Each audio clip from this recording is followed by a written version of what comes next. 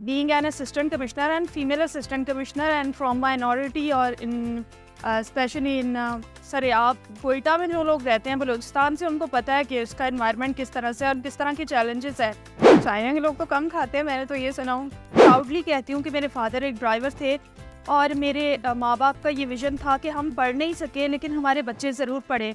We are 8 siblings and I am on 7th number. जब मैं पैदा हुई थी ना मुझे पता था ना मेरे वालिदैन को पता था कि ये किसी मुकाम पर पहुँचेगी। इस्लामाबाद में एज असिस्टेंट कमिश्नर रहे हैं या कमिश्नर, किसी के लिए ड्रीम कर रही थी। एक वक्त था मैंने ड्रीम किया था कि असिस्टेंट कमिश्नर बनूंगी। आज उस जगह पर पहुँच कर कि मैं असिस्टेंट कमिश्नर बन गई हूँ। अस्सलाम वालेकुम, welcome to the show let's talk. मैं हूँ आपकी होस्ट समीन।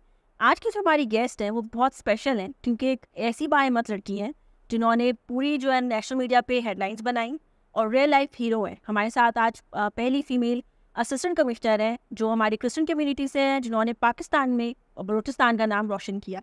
आइए वेलकम करते हैं मारिया शमूम। अस्सलाम वालेकुम मैम। वालेकुम सलाम। कैसी हैं आप? बिल्कुल ठीक। बहुत मुश्किल से आपका टाइम मिला। बिजी लाइफ तो आज भी बहुत मुश्किल से टाइम दिया है। सही।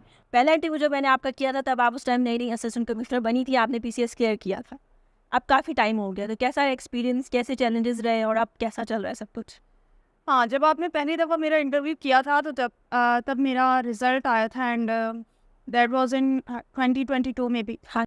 अब मेरी फ़र्स्ट पोस्टिंग है एज अ असिस्टेंट कमिश्नर, तो काफ़ी कुछ सीखा भी है। उसके बाद मेरी ट्रेनिंग थी पेशावर में, मैं ट्रेनिंग पे चली गई। उसके बाद मैंने as a special magistrate Quetta city में अपनी ड्यूटीज़ थी। उसके बाद मैं सेक्रेटेरिएट चली गई एज एन सेक्शन ऑफिसर।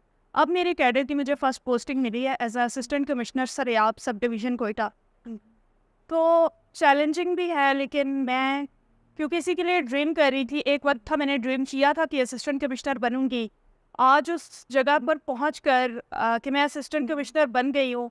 अब मुझे अपने वो 7 साल, वो 8 साल जो मैं लगातार ना स्ट्रगल की, अब मुझे वो बिल्कुल याद भी नहीं है और मुझे वो लगते हैं बहुत छोटे हैं। जो कुछ अब मैंने पा लिया है, मुझे लगता है सबके सामने जो मैं अपना ड्रीम अचीव कर चुकी हूँ उसके सामने वो स्ट्रगल मेरी बहुत छोटी थी। हालांकि 7 साल का अरसा कोई छोटा अरसा नहीं होता, और वो भी नाकामी में, फेलियर्स में और चैलेंजेस में गुजारना। बट जिस चीज़ के लिए आप ड्रीम करते हैं जब वो आपको मिल जाता है तो आपको अपनी तकलीफ, आपको अपनी स्ट्रगल फिर आप भूल जाते हैं। बिल्कुल। अच्छा, as a young female assistant commissioner आप काम करें मेल डोमिनेंट सोसाइटी में, तो अब क्या चैलेंजेस हैं इस सीट पर आपको और आप किस तरह टैकल करती हैं उनको? चैलेंजेस तो सुबह से जब उठते हैं और शाम तक, being an assistant commissioner and female assistant commissioner and from minority और इन स्पेशली इन सर आप कोयटा में जो लोग रहते हैं बलूचिस्तान से, उनको पता है कि उसका एनवायरनमेंट किस तरह से और किस तरह के चैलेंजेस है। तो मेल डोमिनेटिंग सोसाइटी में एक फ़ीमेल होना और उनको कमांड करना, उनको डायरेक्शंस देनी, ये बड़ा कभी कभी मुश्किल भी होता है क्योंकि फीमेल्स आपके इन्वायरमेंट में, आपके इर्द गिर्द के माहौल में इतनी ज़्यादा नहीं होंगी।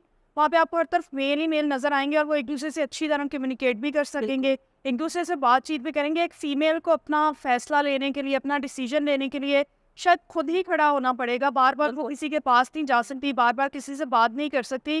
तो मतलब उन जगहों पे बड़े चैलेंजेस देखने पड़ते हैं और फिर मतलब फिर ये पता चलता है कि डिसीजन पावर बहुत स्ट्रॉन्ग होनी चाहिए फीमेल की। अब आप जब काम कर रही होती हैं, आप ये कर रही होती हैं, तो कैसा फील होता है रियल लाइफ हीरो बन के? हाँ, अब जब लोग मुझे पहचानते हैं इस बात, और मेरी पहचान भी, असिस्टेंट कमिश्नर बहुत से हैं लेकिन मेरी पहचान शायद इस वजह से बनी कि मैंने फेलियर्स का सामना किया। और बीइंग फ्रॉम बलूचिस्तान, हमारी कम्युनिटी के लिए ये एक बड़ी प्राइड है कि बलूचिस्तान में से कोई लड़की नहीं थी, क्रिश्चियन मसीही लड़की नहीं थी जो असिस्टेंट कमिश्नर बनती। तो आज मेरी कम्युनिटी के बहुत से बच्चे हैं जिन्होंने ये ख्वाब देखने शुरू किए हैं और आप इंस्पिरेशन है। सेकेंडली, आपकी स्टोरी का एक सबसे अच्छा पॉइंट ये है कि आप जब आई आपने अपने बैकग्राउंड को बहुत प्राउडली ओन किया। जी बिल्कुल। और ये चीज़ होती है जो बाकी कम्युनिटी के लोगों को बहुत ज़्यादा जो है ना वो करती है। तो इस पर थोड़ा बताएं कि किस तरह आपने ओन किया और इस चीज़ से आपको क्या जो है ना आप दूसरों को आप मैसेज देंगे। हाँ, मेरे फादर एक ड्राइवर थे और जब से मेरे इंटरव्यूज शुरू हुए मैं यही मैं बताती भी प्राउडली कहती हूँ कि मेरे फादर एक ड्राइवर थे और मेरे माँ बाप का ये विज़न था कि हम पढ़ नहीं सके लेकिन हमारे बच्चे ज़रूर पढ़े। We are 8 siblings and I am on 7th number. जब मैं पैदा हुई थी ना मुझे पता था ना मेरे वालिदैन को पता था कि ये किसी मुकाम पर पहुँचेगी, ये एक मेहनती लड़की होगी। उनके लिए एक बच्चे की तरह एक बच्चा पैदा हुआ, एक लड़की पैदा हुई। और लेकिन बात यह है कि मेरे पेरेंट्स ने हमेशा ये कोशिश की है कि हम कम खाएं, हम शायद उतना अच्छा बहन नहीं सके, लेकिन उन्होंने हमेशा हमें गवर्नमेंट स्कूल में ही पढ़ाया। लेकिन उन्होंने कहा कि इन्हें तालीम ज़रूर दिलवानी है, और मैंने उस मौके का फ़ायदा भी उठाया।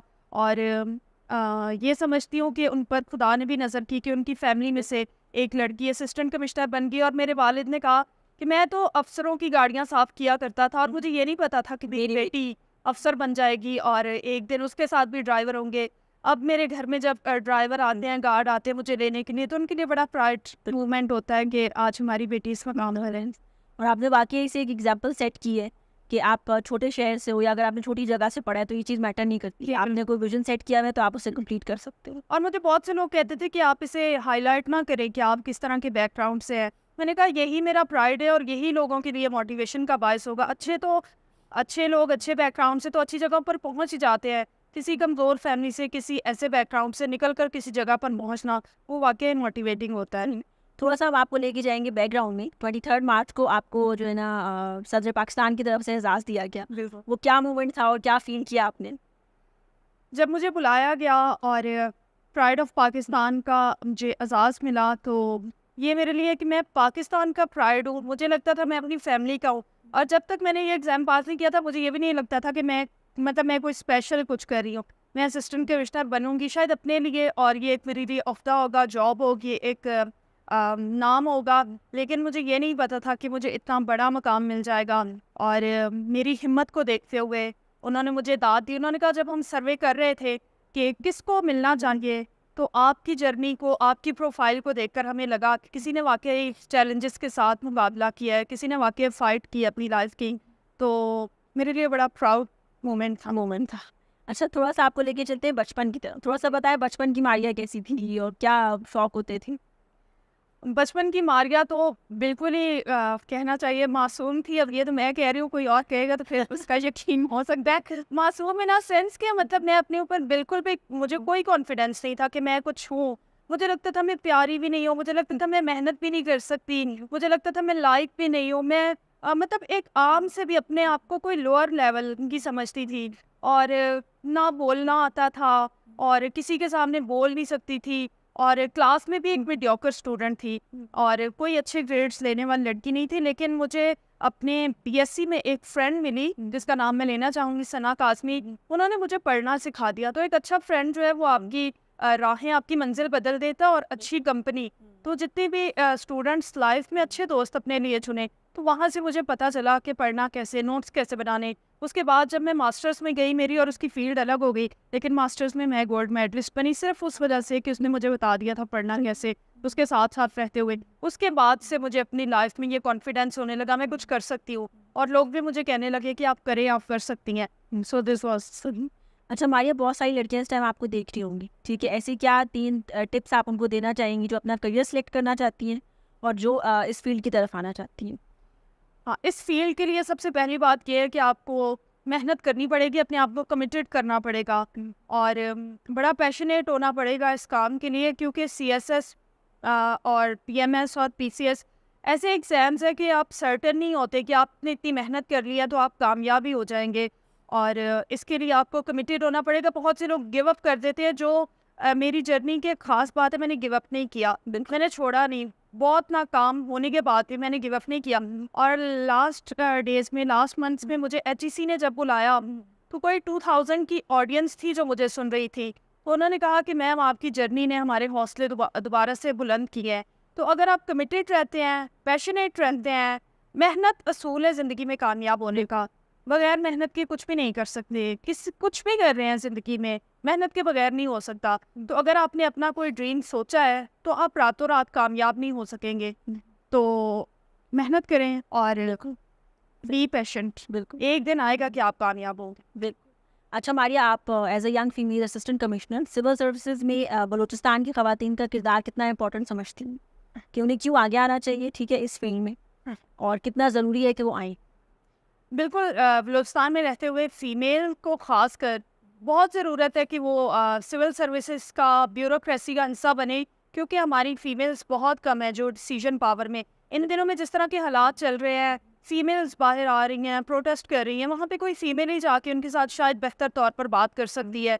तो हमारी ब्यूरोक्रेसी में, हमारी सिविल सर्विसेज में अब वी आर लकी कि बहुत सी लड़कियां जो हैं अब ये बात चूज़ कर रही हैं और बहुत सी फीमेल सर्विस में है, और और सबसे बहुत डिफरेंस आया है डिसीजन। और सबसे इम्पॉर्टेंट ये है कि माइनॉरिटी से होना या आप किसी भी एथनिसिटी से होना, उसको आप नेगेटिव लेके स्ट्रेंथ बनाते हो या पॉजिटिव लेके स्ट्रेंथ बना के मासेस लेके आते हो, तो वो आप पे मैटर करता है कि आप किस तरीके से उसको यूज़ कर सकते हो। ऐसा ही। एंड आई वांट टू से कि मतलब कोयटा में रहते हुए लोग एक्सेप्ट करते हैं फीमेल को, रिस्पेक्ट करते हैं फीमेल की। जहाँ पर जाकर फीमेल खड़ी हो जाती है तो शायद वो पीछे हट जाते हैं। जहाँ पर एक मर्द के साथ वो मुकाबला करना चाहते हैं, वहाँ पर एक फीमेल की इज्जत करते हुए वो शायद पीछे हट जाते हैं। तो प्लस गुड पॉइंट, बिल्कुल प्लस पॉइंट है। ठीक हो गया। अच्छा, असिस्टेंट कमिश्नर आप बहुत जो है ना, हमने आपको स्ट्रिक्ट क्वेश्चन और टफ टाइम से जो है ना आपको गुजारा क्वेश्चंस के थ्रू। अब हम थोड़ा सा आपको लाइट मोड की तरफ लेके चलेंगे। हमारे शो के कुछ सेगमेंट्स हैं, ठीक है। इसमें सबसे पहला सेगमेंट होगा गलत जवाब। पूछेंगे हम आपसे कुछ पहेलियाँ जिसका आपको देना होगा सही जवाब। तो आप तैयार हैं इसके लिए? बिल्कुल। सबसे पहले मारिया, आपका सवाल है कि वो क्या चीज़ है जो नीचे से ऊपर जाती है और ऊपर से नीचे आती है लेकिन अपनी जगह नहीं छोड़ती? अच्छा, वो क्या चीज़ है नीचे से ऊपर जाती है, ऊपर से नीचे आती है, अपनी जगह छोड़ती? टाइम आपके पास कम है। कम है। अच्छा, तो कोई भी चीज़ ऊपर से नीचे जा सकती है, आप भी जा सकती है, मैं भी जा सकती। लेकिन जगह नहीं छोड़ती। अच्छा, जगह नहीं छोड़ती। इसमें ये भी हो सकता है कौन सी है जो नहीं जा सकती। हाँ, ये भी ये 1 2 भी ऊपर से नीचे भी पढ़ सकते हैं, ऊपर से नीचे भी पढ़ सकते हैं, लेकिन तो एक ऐसी ये जगह नहीं। अच्छा, मैं आपको हिंट देती हूँ। वो ऐसी चीज़ है कि वो आप मतलब उसमें आप उसको यूज़ करते हो, इंसान उसको यूज़ करते हैं, अच्छा, लेकिन वो अपनी जगह पे रहती है। पहनने में या क्या, किस तरह से यूज करते हैं? थोड़ा सा और hint उसको दें। यूज़ करके ऊपर जाते हैं और फिर नीचे आते हैं।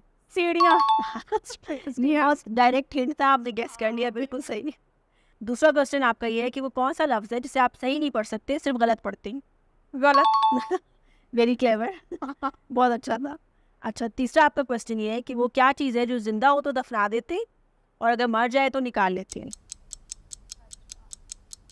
जो जिंदा हो तो दफना देते हैं और मर जाए तो उसको निकाल लेते हैं। इसी क्वेश्चन में इसका आंसर है।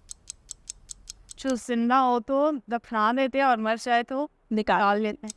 इसमें थोड़ा सा सोचने का टाइम, थोड़ा सा टाइम है। प्लांट। प्लांट, बिल्कुल सही। बिल्कुल सही जवाब। ये तो आप सही असिस्टेंट कमिश्नर है भाई, आपने पढ़ा हुआ है। अच्छा, चौथा क्वेश्चन आपका ये है कि चाइना के लोग पाकिस्तान से ज़्यादा खाना क्यों खाते हैं? चाइना के लोग तो कम खाते हैं, मैंने तो ये सुना हूँ। लेकिन वो पाकिस्तान से ज़्यादा खाते हैं। चाइना के लोग पाकिस्तान से ज़्यादा क्यों खाते हैं? उनको ज्यादा भूख लगती होगी, ये क्या मतलब है कि मैं ज्यादा खाती हूँ आपसे, तो फिर इसमें क्या मतलब? थोड़ा ट्राई करें, थोड़ा सा करीब है आप। कि चाइना के लोग पाकिस्तान से ज्यादा क्यों खाते हैं? चाइना पाकिस्तान से ज्यादा अमीर है ना, पाकिस्तान से ज्यादा। उनके पास। अगर आप हार मान लेंगे फिर हम आपको जवाब दे देंगे। अच्छा, हार भी मान लेनी चाहिए जैसे कभी कभी। वो इसलिए ज़्यादा खाते हैं क्योंकि वो हमसे तादाद में ज़्यादा है, उनकी आबादी हमसे ज़्यादा है। सही सही। ओके मारिया, लास्ट आपका क्वेश्चन ये है कि वो कौन सा जानवर है जो खड़े होकर सोता है?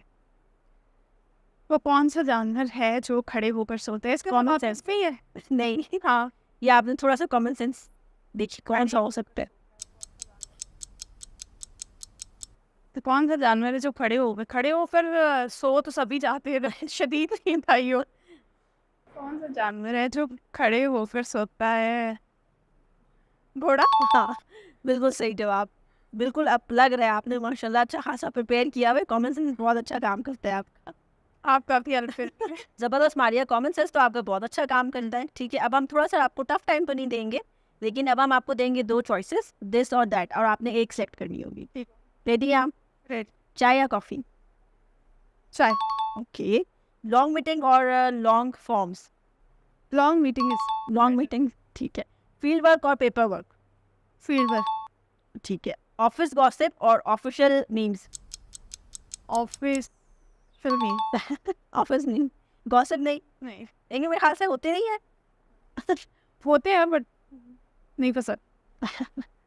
ओके। इस्लामाबाद या लाहौर? सब। ठीक है, ये तो आपने बड़े अच्छे जवाब दिए। अब हम लेके चलते हैं आपको अपने शो के लास्ट सेगमेंट की तरफ, जिसमें हम आपको देंगे एक पर्सनैलिटी, ठीक है, और क्वालिटी से रिलेटेड क्वेश्चन पूछ सकती है और आपने गेस करनी होगी कि वो कौन सी पर्सनैलिटी है। तो आप रेडी हैं? तो आपकी पहली फील्ड भी यही है, ठीक है, पॉलिटिक्स। अब आपने गेस करना है कि वो कौन सी पर्सनैलिटी है। मेल है या फीमेल है? मेल। ओके। पाकिस्तान से है या कौन सी? पाकिस्तान। पाकिस्तान। इन दिनों में किसी पोस्ट पे, किसी ओहदे पे, किसी उस है या इनकी फैमिली है, इनकी फैमिली है? अच्छा, आई नीड ये सबसे बड़ा हिंट मैंने आपको दे दिया है। ठीक हो गया। पाकिस्तान में इन दिनों में या बाहर है? बाहर है। बाहर है। नवाज शरीफ? नवाज शरीफ, बिल्कुल सही जवाब, बहुत अच्छा आपने गेस किया। अच्छा, दूसरी पर्सनैलिटी जो है वो आपकी बॉलीवुड से है, ठीक है। अब आपने गेस करना है कि वो कौन सी पर्सनैलिटी है। राइट। मेल है या फीमेल? फीमेल। फीमेल है। फीमेल्स भी आनी चाहिए ना, मेल बहुत ज़्यादा डोमिनेट हो गया शो में। आनी चाहिए। अच्छा, फिल्म या ड्रामा? फिल्म। फिल्म। ठीक। डांसर है या एक्टर है? डांसर है। अच्छा, इंडिया की है, पाकिस्तान की है या कौन सी कंट्री? बाहर की है। वाह। नूर फतेह? Nora Fateh. आपको पसंद है? नॉट। नॉट मच, थोड़ी सी भी नहीं। आपकी कौन सी एक्ट्रेस है फेवरेट? एक्ट्रेस में कोई फेवरेट नहीं है यार। मैं मूवी या आप बोले कि मेरे पास टाइम नहीं होता देखने का। हाँ, बस ये समझ ले। ओके मारिया, अब हम चलते हैं अपनी तीसरी पर्सनैलिटी की तरफ से, ठीक है। वैसे तो आपकी फील्ड से रिलेटेड है, तो आप उन्हें जल्दी गेस कर लेंगी। है वो ब्यूरोक्रेसी के। राइट। मेल है या फीमेल? मेल है। ओके। इंडिया में सर्विस में है या सर्विस में। कौन सी प्रोविंस से है? पंजाब। पंजाब से। लाहौर से या इस्लामाबाद से? लाहौर। लाहौर से हैं। अच्छा, उनकी सर्विसेज का कुछ मुझे बताएं, कहाँ पे उन्होंने अपनी सर्विसेज दी हैं? पूरे पाकिस्तान में वो सर्व कर चुकी हैं, बड़े फेमस हैं। अच्छा, इस्लामाबाद में सर्व किया उन्होंने? इस्लामाबाद में सर्व किया। इस्लामाबाद में एज असिस्टेंट कमिश्नर रहे हैं या हाँ। Commissioner? Assistant commissioner, deputy commissioner. Okay. इन दिनों में कोयटा में? हाँ जी, अब आप पहुंच चुकी हैं। अच्छा, कमिश्नर कोयटा सर हमजा शफकात। बिल्कुल बिल्कुल, बहुत फेमस पर्सनैलिटी है वो, बहुत फेमस है। इसीलिए हमने उनको ऐड किया इसमें कि वो बहुत फेमस पर्सनैलिटी है। अच्छा, अब आपकी जो है ना कैटेगरी हमने थोड़ी सी चेंज कर दी है और थोड़ी मुश्किल है, मुझे लगता है आप गैस नहीं कर पाएंगे। आपकी कैटेगरी है बिलियनियर, ठीक है। और जो है ना जितने बड़े बिलियनियर्स होते हैं उनमें से कोई एक पर्सनैलिटी है जो आपने गैस करनी है। राइट। मेल ही होंगे? मेल ही। फीमेल बहुत कम है। ओके। कौन सी कंट्री से है? यूएस से हैं या यूनाइटेड अरब अमीरात से हैं या इंडिया से हैं? इंडिया। इंडिया से। इन दिनों पे इंडिया में एक ही बंदा फेमस चल रहा है, अंबानी। बिल्कुल, वो वाकई एक ही बंदा है जो फेमस चल रहा है, अंबानी। वेरी गुड, आपने बहुत अच्छी पर्सनैलिटीज गेस की मारिया, और आई होप आपको मज़ा आया होगा हमारे शो। हमारे प्लेटफॉर्म के जो है ना थ्रू आप क्या मैसेज देना चाहेंगी यूथ को? यूथ को ये मैसेज देना चाहूँगी, कुछ मैसेज तो मैं अपनी टॉक में शायद दे चुकी हूँ, लेकिन यूथ को मैं ये मैसेज देना चाहूँगी कि youth is the very beautiful period कि आप अपनी लाइफ में कुछ कर सके, क्योंकि बाद में आपकी रिटेंशन पावर, आपकी मेंटल रिटेंशन पावर, कुछ करने का जज्बा उस तरह से नहीं रहता जो यूथ पीरियड में होता है। तो अगर कुछ करना चाहते हैं आज की आप अगर आप अपनी यूथ में सिर्फ 1 साल, सिर्फ 2 साल कमिटेड होकर कुछ भी कर लेंगे तो आप सारी ज़िंदगी अपनी लाइफ को एंजॉय कर सकते हैं, वरना आप दूसरों की तरफ हसरत से सिर्फ देख ही सकते हैं। तो यूथ को मैं ये मैसेज देना चाहूँगी, आपके पास वक्त है, एनर्जी है, टाइम है, और उस तरह से जिम्मेदारियाँ नहीं है, और फ्रेश है माइंड, और जज्बे फ्रेश हैं, तो ज़रूर अपनी लाइफ में जो कुछ करना चाहते हैं, नॉट कि आपने एसी बनना है, डॉक्टर बनना है, इंजीनियर बनना है, बिजनेस करना चाहते हैं, जो भी करना चाहते हैं कमिटेड होकर करें और परसू करें अपनी ड्रीम्स को। और जो कोई अपने ड्रीम्स को परसू करता है, पीछे चलता है, वो एक दिन उन पर ज़रूर पहुंच जाता है। और आपकी मेहनत और खुदा का साथ और उसका रिवॉर्ड हमेशा जो है इंसान को किसी मंजिल पर पहुंचा देता है। Thank you so much Maria, आपने अपने इतने बिजी शेड्यूल में से हमारे लिए टाइम निकाला। आई होप आपने एंजॉय किया होगा। I really enjoy. Thank you so much for watching us. अल्लाह हाफिज़, अंटिल नेक्स्ट टाइम।